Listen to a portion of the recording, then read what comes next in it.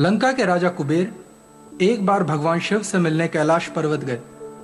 उन्होंने भगवान शिव और माता पार्वती के लिए लंका में एक विशेष भोजन का आयोजन करवाया था, परंतु भगवान शिव और माता पार्वती उस समय कैलाश पर्वत छोड़ने की स्थिति में नहीं थे।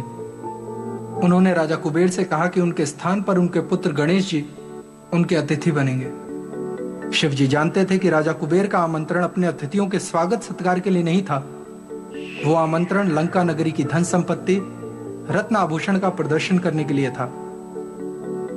लंका नगरी में राजा कुबेर के सेवकों ने गणेश जी के समक्ष उच्चतम भोजन परोसा। कुछ ही क्षणों में गणेश जी वो सारा भोजन समाप्त कर गए और भोजन आयोजित किया गया, पर गणेश जी वो भी समाप्त कर गए तथा और भोजन का निवेदन किया। राजा कुबेर अपने रसोई घर से भोजन मंगवाते गए। गणेश जी इतने भूखे थे कि भोजन के सामने आते ही उसे समाप्त कर देते। कुछ ही समय के पश्चात राजभवन की रसोई खाली हो गई और आसपास के नगरों से और भोजन का प्रबंध किया गया, पर शीघ्र ही वो सारा भोजन भी समाप्त हो गया। अंततः राजा कुबेर ने गणेश जी के सामने हाथ जोड़े और कहा कि उनके पास गणेश जी के लिए और अन्न नहीं है। ये सुनकर गणेश जी बहुत दुखी हुए। उन्हें बहुत भूख लगी थी।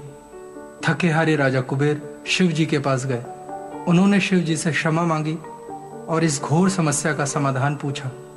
मुस्कुराकर शिव जी ने राजा कुबेर से कहा कि यदि उन्होंने गणेश की भूख मिटाने के लिए भोजन परोसा होता तो गणेश जी कब के संतुष्ट हो गए होते, परंतु राजा कुबेर ने केवल अपने धन के दिखावे के लिए भोजन का आयोजन करवाया था।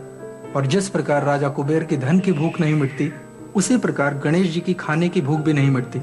पर यदि वो हृदय से गणेश जी को कुछ भी अर्पण करेंगे तो गणेश जी की भूख तुरंत मिट जाएगी। राजा कुबेर के रसोई घर में केवल कुछ चावल के दाने बचे हुए थे।